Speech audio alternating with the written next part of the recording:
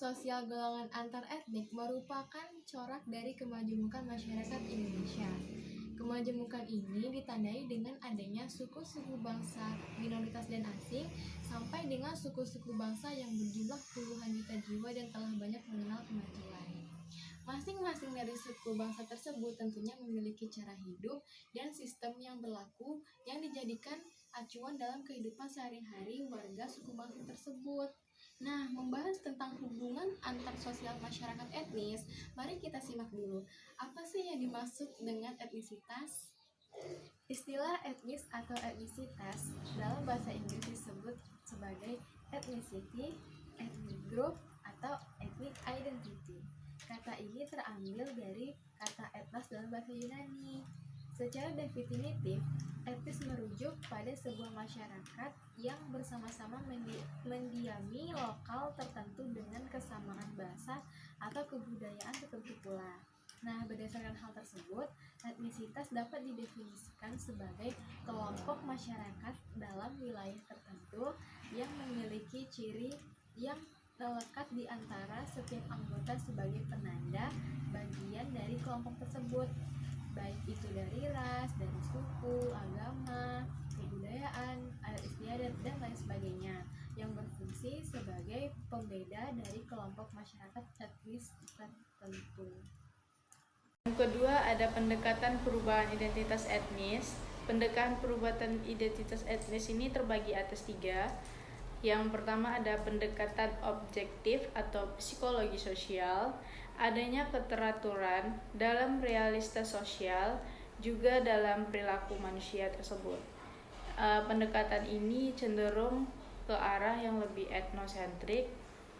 Di sini kaum objektivitas mengklaim bahwa tanda-tanda budaya seperti ras yang dekat berhubungan tak dipisahkan oleh etnik tersebut. Yang kedua ada pendekatan subjektif atau fenomenologi. Kaum subjektif di sini memandang bahwa identitas etnik mengemukakan lewat tanda-tanda budaya. Mereka menekankan diri dan juga perasaan identitas yang berkaitan dengan kelompok dan pengakuannya oleh orang-orang lain.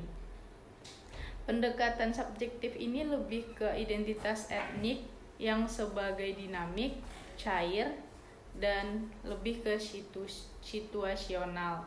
Yang ketiga ada pendekatan deterministik.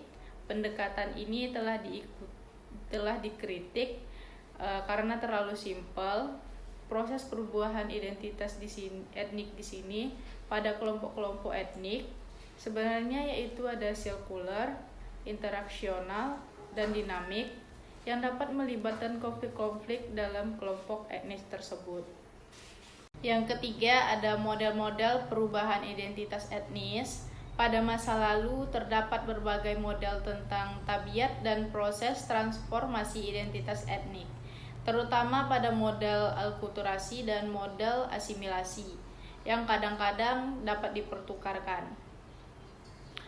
Asimilasi cenderung sejajar dengan hilangnya etnisitas, sementara pluralisme budaya cenderung menonjol kesinambungan etnisitas.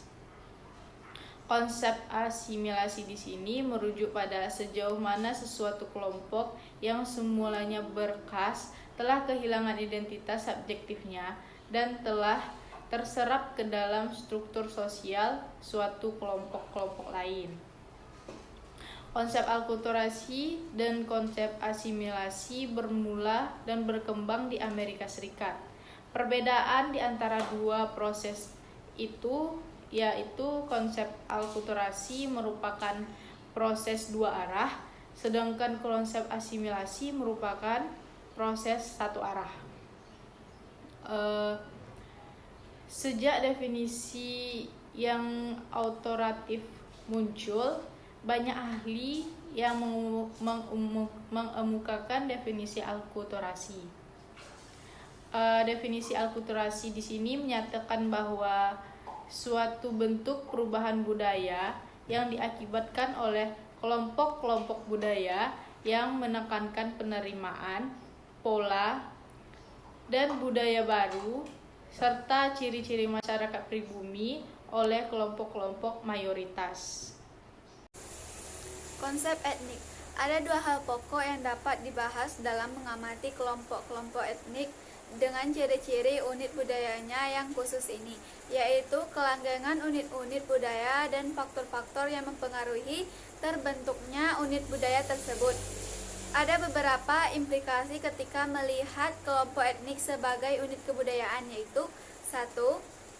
Klasifikasi individu atau kelompok tertentu dinyatakan sebagai anggota suatu kelompok etnik tertentu tergantung dari kemampuannya untuk memperlihatkan sifat budaya kelompok etnik tersebut. 2. Bentuk-bentuk budaya yang tampak menunjukkan adanya pengaruh ekologi, tetapi bukan berarti ini menunjukkan bahwa semua itu hanya merupakan bentuk penyesuaian diri terhadap lingkungan semata-mata. Politik identitas. Konsep ini dijelaskan oleh Gabriel Almond secara panjang lebar dan mudah dimengerti, yaitu sebagai berikut ini. Sarana-sarana, pengalaman-pengalaman, dan pengaruh-pengaruh tersebut yang semuanya membentuk sikap-sikap individu, selanjutnya menciptakan apa yang disebut politik identitas seseorang, yaitu suatu kombinasi dari beberapa perasaan dan sikap. 1. Di dalam sistem politik terdapat sikap-sikap dan keyakinan-keyakinan dasar seperti nasionalisme, identifikasi etnik atau kelas, ketertarikan ideologis, dan perasaan fundamental akan hak-hak, keistimewaan, dan kewajiban pribadi. 2.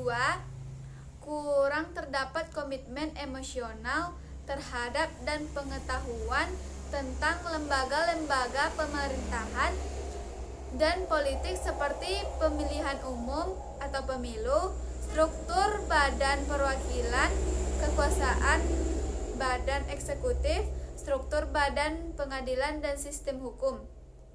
3. Lebih banyak terdapat pandangan-pandangan yang cepat berubah tentang peristiwa-peristiwa kebijaksanaan politik, isu-isu politik, dan tokoh-tokoh politik yang sedang terkenal. Politik identitas memang sejauh ini dipahami dan diarahkan dalam artian identitas personal dan identitas kolektif, seperti identitas yang dibangun atas dasar gender, orientasi seksual, suku, agama, dan bangsa. Contoh dan identitas etnis serta penerapan hubungan antar etnis. Contoh etnis terbagi menjadi dua, yaitu ada garis keturunan dan juga suku bangsa campuran. Garis keturunan juga terbagi menjadi dua bagian, yaitu ada patrilineal dan juga matrilineal. Patrilineal merupakan garis keturunan ayah, contohnya seperti suku bangsa Batak. Sedangkan matrilineal merupakan garis keturunan ibu, contohnya suku Minang dan juga suku Jawa. Selanjutnya ada suku bangsa lain. Suku bangsa lain contohnya seperti orang Peranakan, yaitu antara percampuran Melayu dan juga Tionghoa. Selanjutnya ada Indo, percampuran antara bule dan juga bangsa Melayu. Dan terakhir ada Mestis, percampuran antara Hispania dan juga Bumiputra. Yang kedua ada identitas etnis. Identitas etnis adalah spesifik dari bentuk identitas budaya. Identitas etnis juga bisa dilihat dari kepemilikan keanggotaan kelompok etnis. Identitas etnis juga menyangkut yang pertama ada identitas diri, yang kedua ada pengetahuan tentang kebudayaan etnis, tingkah laku, nilai-nilai, dan juga kebiasaan. Yang terakhir ada perasaan memiliki pada kelompok etnis. Contoh penerapan hubungan antar etnis yaitu kerjasama penjual dan pembeli di pasar tradisional.